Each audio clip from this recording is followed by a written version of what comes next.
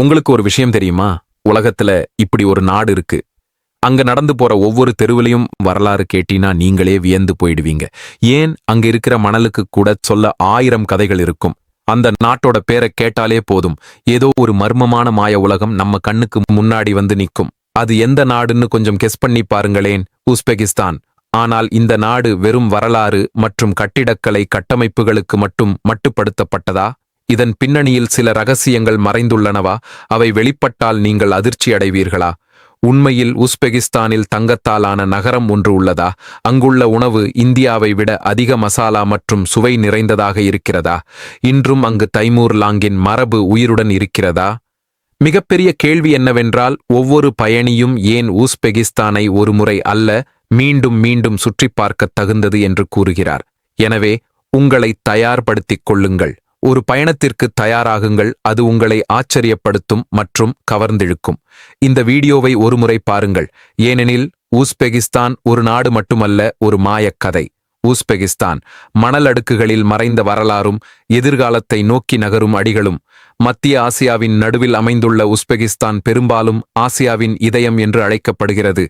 மேலும் இது அதன் புவியியல் நிலை காரணமாக மட்டுமல்ல, அதன் வரலாற்று மற்றும் கலாச்சார பாரம்பரியம் காரணமாகவும் முற்றிலும் சரியாக உணரப்படுகிறது. தலைநகர் டாஷ்கண்ட் இன்று ஒரு நவீன மற்றும் பரபரப்பான பெருநகரம் மட்டுமல்ல, பல நூற்றாண்டுகள் பழமையான கதைகள் மற்றும் வேகமாக வளர்ந்து வரும் நவீனத்துவத்தின் தனித்துவமான சங்கமம் தென்படும் ஒரு நகரமாகும். சுவாரஸ்யமான விஷயம் என்னவென்றால், உஸ்பெகிஸ்தான் ஒரு இரட்டை நிலத்தால் சூழப்பட்ட நாடு. அதாவது தங்களுக்கும் கடல் எல்லையில்லாத நாடுகளால் சூழப்பட்டுள்ளது. அதன் அண்டை நாடுகளில் கஜகஸ்தான், கிர்கிஸ்தான், தஜிகிஸ்தான், ஆப்கானிஸ்தான் மற்றும் துர்க்மெனிஸ்தான் ஆகியவை அடங்கும். சுமார் 4.7 கோடி மக்கள் தொகை மற்றும் 6,82,300 சதுர கிலோமீட்டரில் பரவியுள்ள இந்த நாடு வளங்களால் மட்டுமல்ல, சின்னங்களாலும் செழுமையானது. அதன் தேசியக் கொடியே அதன் சிந்தனைக்கு ஓர் அறிகுறியாகும். நீலம் வானத்தையும் உயிர்த்தரும் நீரையும் குறிக்கிறது. வெள்ளை அமைதியையும் களங்கமின்மையையும் குறிக்கிறது. பச்சை இயற்கையையும் மறுபிறப்பையும் சுட்டிக்காட்டுகிறது. இதிலுள்ள பிறை மற்றும் 13 நட்சத்திரங்கள் இஸ்லாமிய அடையாளத்தையும் உஸ்பெக் வாழ்க்கை தத்துவத்தின் சாரத்தையும் உள்ளடக்கியுள்ளன. வரலாற்றை பொறுத்தவரை உஸ்பெகிஸ்தான் பண்டைய பட்டுப் பாதையில் ஒரு முக்கியமான நிறுத்தமாக இருந்தது. சீனாவிலிருந்து ஐரோப்பா வரையிலான வர்த்தகத்திற்கும் கலாச்சார பரிமாற்றத்திற்கும் அடித்தளமிட்ட பாதை இதுதான். சமர்கந்து, புகாரா மற்றும் கீவா போன்ற நகரங்கள் அந்த காலத்தில் செழுமையான அறிவு, கட்டிடக்கலை மற்றும் வர்த்தக மையங்களாக மாறின. இன்றும் அவற்றின் கவர்ச்சி குறையவில்லை.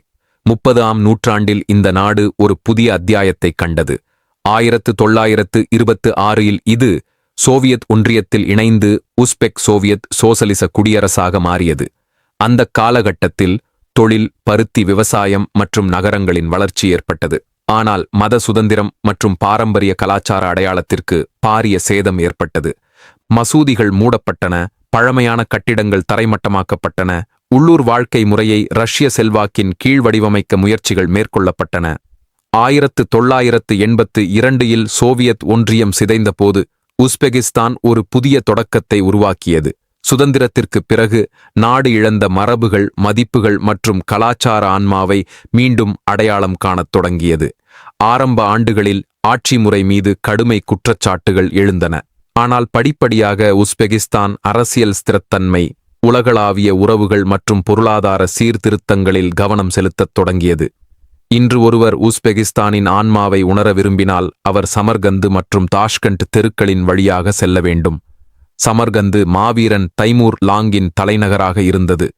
இன்றும் நீல குவிமாடங்கள், மினாராக்கள் மற்றும் பளிங்கு கற்களின் அற்புதமான கட்டிடக்கலை மூலம் அதன் வரலாற்றை உயிர்ப்புடன் வைத்திருக்கிறது.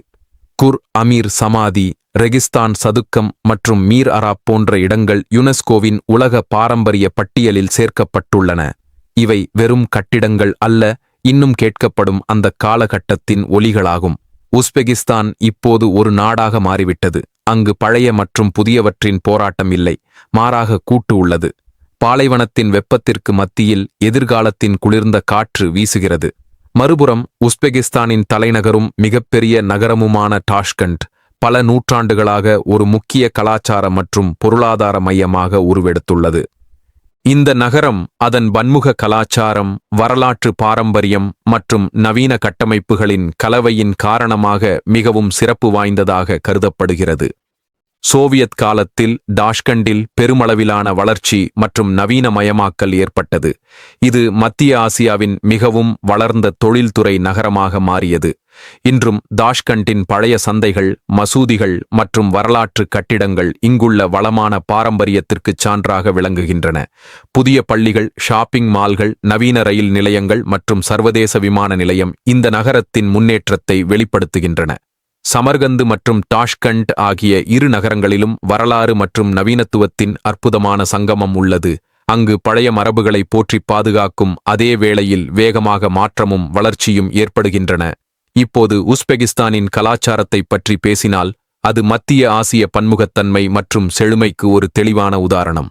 உஸ்பெக் மக்கள் பாரம்பரிய ஆடையான சப்பான் அணிகின்றனர். இது ஒரு நீண்ட மற்றும் வண்ணமயமான மேல் ஆடையாகும். இது சிறப்பு சந்தர்ப்பங்களில் அணியப்படுகிறது.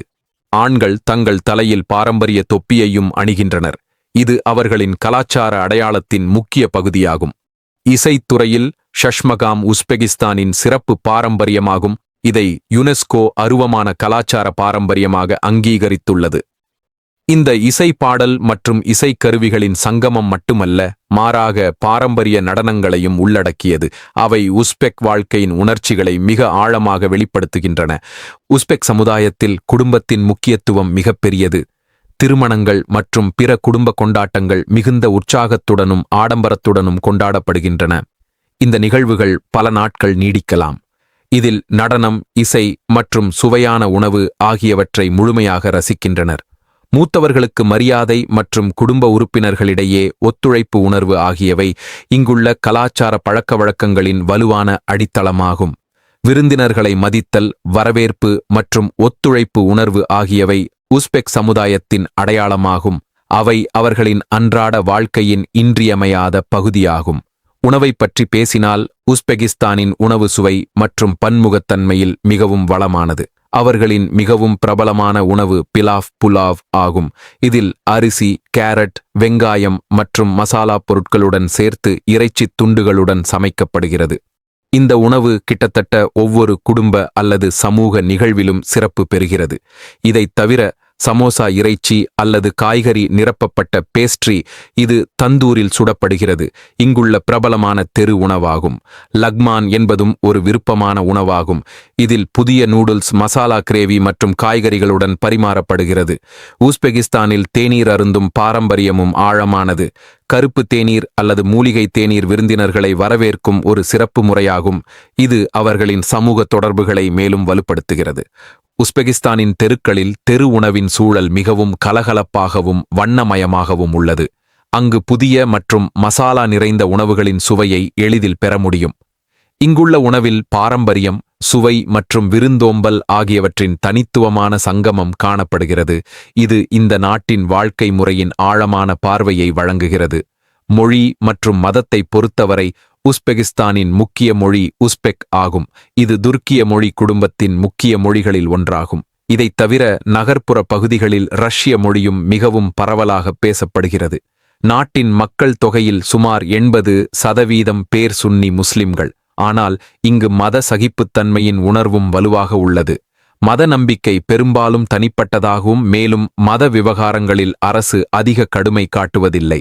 உஸ்பெக் சமுதாயத்தில் பாரம்பரிய குடும்ப அமைப்பு இன்னும் இருந்தாலும் பெண்களுக்கான மரியாதையும் அவர்களின் பங்கும் மிகவும் முக்கியமானதாக கருதப்படுகிறது. இன்று உஸ்பெகிஸ்தான் வேகமாக வளர்ந்து வரும் சுற்றுலா மையமாக மாறி வருகிறது. அங்கு சுற்றுலா பயணிகளுக்கு இவிசா வசதியும் உள்ளது. பயணச் செலவு ஒப்பீட்டளவில் குறைவாக இருப்பதால் இது பட்ஜெட் பயணிகளுக்கு மிகவும் கவர்ச்சிகரமான இடமாக மாறியுள்ளது. தாஷ்கண்ட், சமர்கந்து மற்றும் புகாரா போன்ற வரலாற்று நகரங்கள் அவற்றின் வளமான கலாச்சார பாரம்பரியம், யுனெஸ்கோவால் அங்கீகரிக்கப்பட்ட உலக பாரம்பரிய தளங்கள் மற்றும் பாரம்பரிய திருவிழாக்கள் காரணமாக மிகவும் பிரபலமானவை.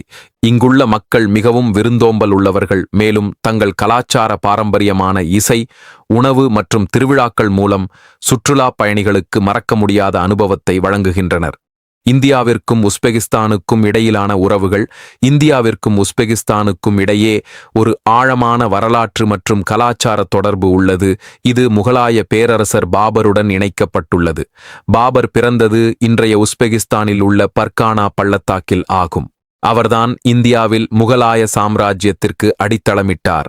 வரலாற்றின் மனம், வசதியான பட்ஜெட்டில் பயணம் மற்றும் மனமார்ந்த விருந்தோம்பல் கிடைக்கும் இடத்தை நீங்கள் தேடுகிறீர்கள் என்றால் உஸ்பெகிஸ்தான் உங்கள் பயணப்பட்டியலில் நிச்சயம் இடம்பெற வேண்டும். இந்த நாடு ஒவ்வொரு அடியிலும் உங்களை ஆச்சரியப்படுத்தும், புதிய விஷயங்களை கற்பிக்கும் மற்றும் உங்களை அரவணைத்துக் கொள்ளும். நண்பர்களே, மறக்காம சேனலை சப்ஸ்கிரைப் செய்து பக்கத்தில் இருக்கும் பெல் பட்டனை ஆன் செய்யுங்கள். அப்பொழுதுதான் புதிய வீடியோ உங்களுக்கு வந்து சேரும்.